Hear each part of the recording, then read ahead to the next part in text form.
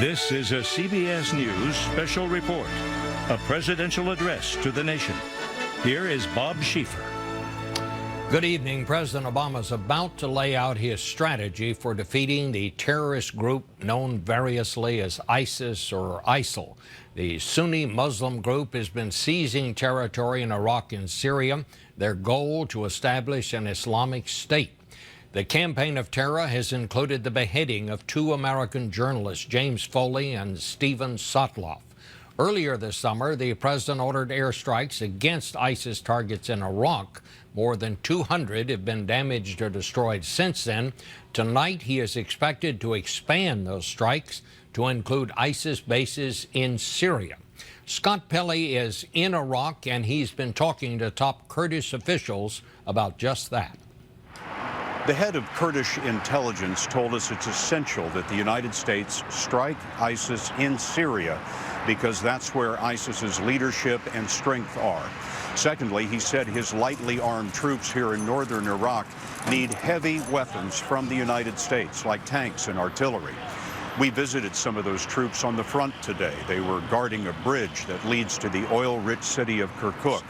The U.S. airstrikes have allowed them to go on the offensive, but it's a battle that's just beginning. Bob? Thank you, Scott. The president last delivered a formal address to the nation 1 year ago tonight. In that speech, he was talking about the threat of chemical weapons in Syria.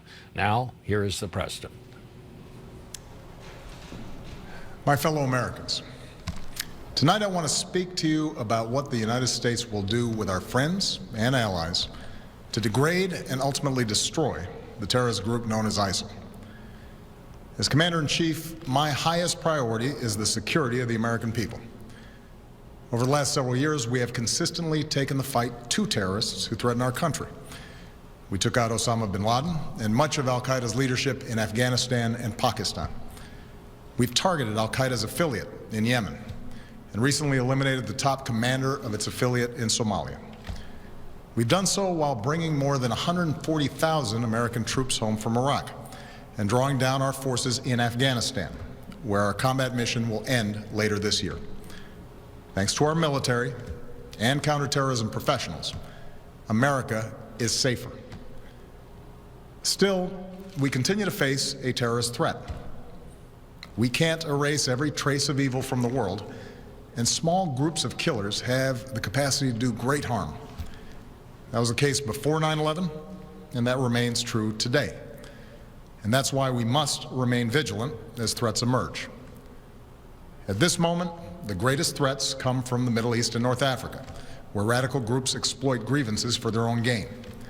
And one of those groups is ISIL, which calls itself the Islamic State. Now let's make two things clear. ISIL is not Islamic.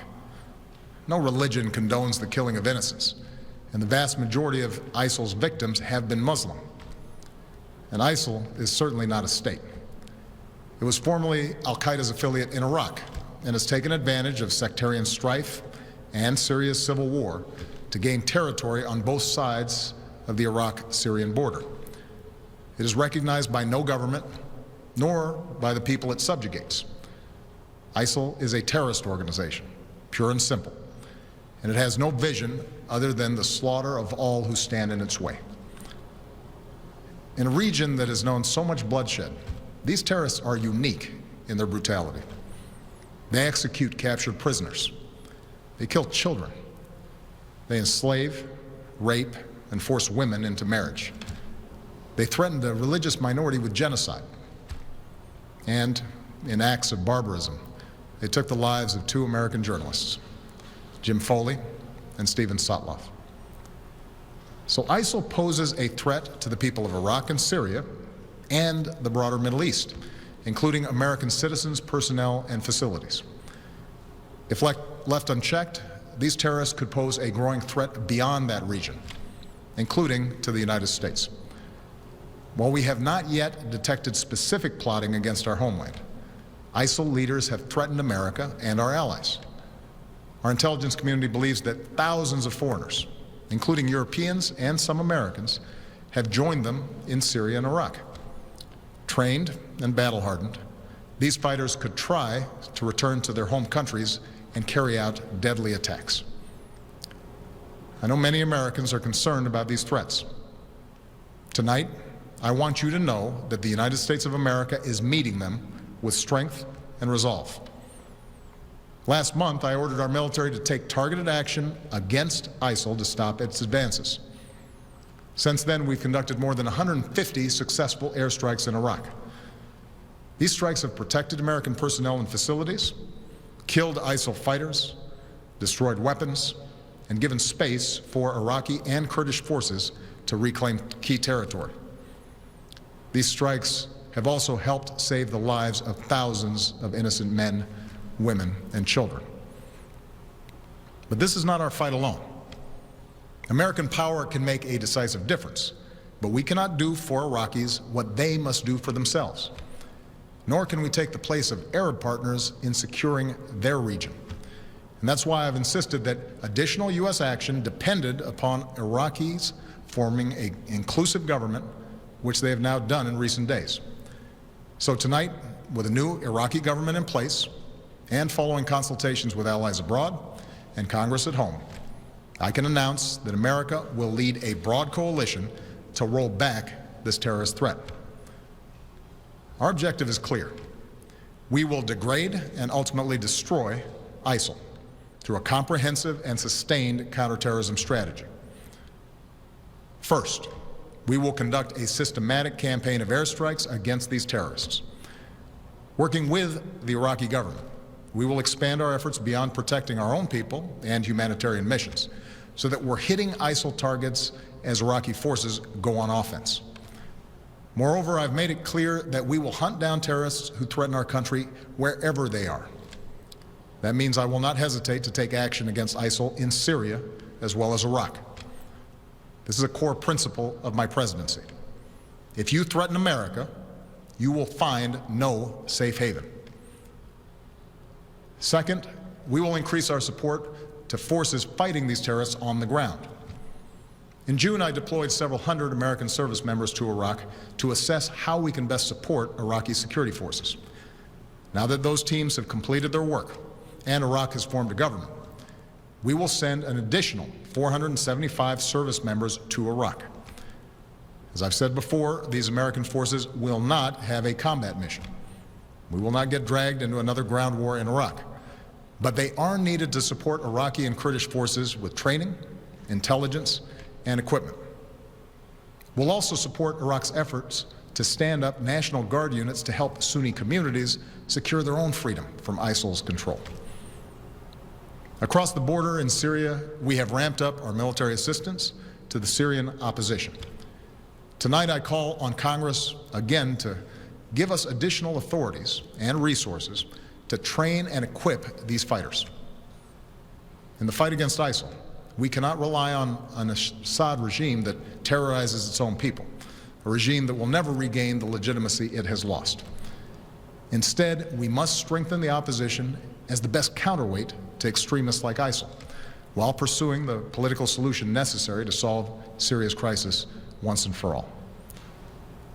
Third, we will continue to draw on our substantial counterterrorism capabilities to prevent ISIL attacks. Working with our partners, we will redouble our efforts to cut off its funding, improve our intelligence, strengthen our defenses, counter its warped ideology, and stem the flow of foreign fighters into and out of the Middle East. And in 2 weeks, I will chair a meeting of the UN Security Council to further mobilize the international community around this effort. Fourth, we will continue to provide humanitarian assistance to innocent civilians who've been displaced by this terrorist organization. This includes Sunni and Shia Muslims who are at grave risk, as well as tens of thousands of Christians and other religious minorities. We cannot allow these communities to be driven from their ancient homelands. So this is our strategy. And in each of these 4 parts of our strategy, America will be joined by a broad coalition of partners. Already, allies are flying planes with us over Iraq, sending arms and assistance to Iraqi security forces and the Syrian opposition, sharing intelligence and providing billions of dollars in humanitarian aid. Secretary Kerry was in Iraq today meeting with the new government and supporting their efforts to promote unity. And in the coming days, he will travel across the Middle East and Europe to enlist more partners in this fight, especially Arab nations who can help mobilize Sunni communities in Iraq and Syria to drive these terrorists from their lands. This is American leadership at its best. We stand with people who fight for their own freedom, and we rally other nations on behalf of our common security and common humanity. My administration has also secured bipartisan support for this approach here at home. I have the authority to address the threat from ISIL, but I believe we are strongest as a nation when the President and Congress work together. So I welcome congressional support for this effort in order to show the world that Americans are united in confronting this danger. Now, it will take time to eradicate a cancer like ISIL. And any time we take military action, there are risks involved, especially to the servicemen and women who carry out these missions. But I want the American people to understand how this effort will be different from the wars in Iraq and Afghanistan. It will not involve American combat troops fighting on foreign soil. This counterterrorism campaign will be waged through a steady, relentless effort to take out ISIL wherever they exist using our air power and our support for partners' forces on the ground. This strategy of taking out terrorists who threaten us while supporting partners on the front lines is one that we have successfully pursued in Yemen and Somalia for years, and it is consistent with the approach I outlined earlier this year, to use force against anyone who threatens America's core interests, but to mobilize partners wherever possible to address broader challenges to international order. My fellow Americans, we live in a time of great change. Tomorrow marks 13 years since our country was attacked. Next week marks 6 years since our economy suffered its worst setback since the Great Depression. Yet, despite these shocks, through the pain we felt and the grueling work required to bounce back, America is better positioned today to seize the future than any other nation on earth. Our technology companies and universities are unmatched. Our manufacturing and auto industries are thriving. Energy independence is closer than it's been in decades. For all the work that remains, our businesses are in the longest uninterrupted stretch of job creation in our history, despite all the divisions and discord within our democracy. I see the grit and determination and common goodness of the American people every single day. And that makes me more confident than ever about our country's future. A broad American leadership is the one constant in an uncertain world. It is America that has the capacity and the will to mobilize the world against terrorists. It is America that has rallied the world against Russian aggression and in support of the Ukrainian people's right to determine their own destiny. It is America, our scientists, our doctors, our know-how that can help contain and cure the outbreak of Ebola. It is America that helped remove and destroy Syria's declared chemical weapons so that they can't pose a threat to the Syrian people or the world again. And it is America that is helping Muslim communities around the world, not just in the fight against terrorism, but in the fight for opportunity and tolerance and a more hopeful future. America, our endless blessings bestow an enduring burden. But as Americans, we welcome our responsibility to lead.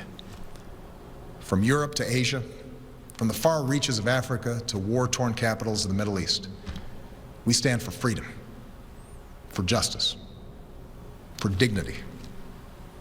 These are values that have guided our nation since its founding. Tonight, I ask for your support in carrying that leadership forward. I do so as a commander-in-chief who could not be prouder of our men and women in uniform. Pilots who bravely fly in the face of danger above the Middle East, and service members who support our partners on the ground. When we helped prevent the massacre of civilians trapped on a distant mountain, here's what one of them said: "We owe our American friends our lives. Our children will always remember that there was someone who felt our struggle and made a long journey to protect innocent people." That is the difference we make in the world. And our own safety, our own security, depends upon our willingness to do what it takes to defend this nation and uphold the values that we stand for. Timeless ideals that will endure long after those who offer only hate and destruction have been vanquished from the earth. May God bless our troops, and may God bless the United States of America.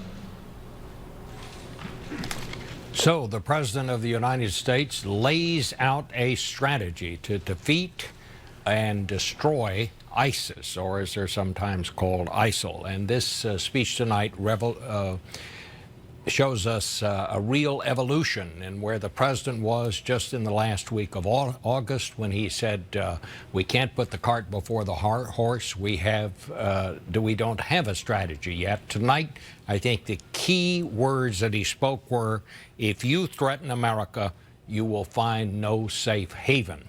He went on to say he's going to expand and intensify the air war. He will go after the terrorists wherever they are, including Syria.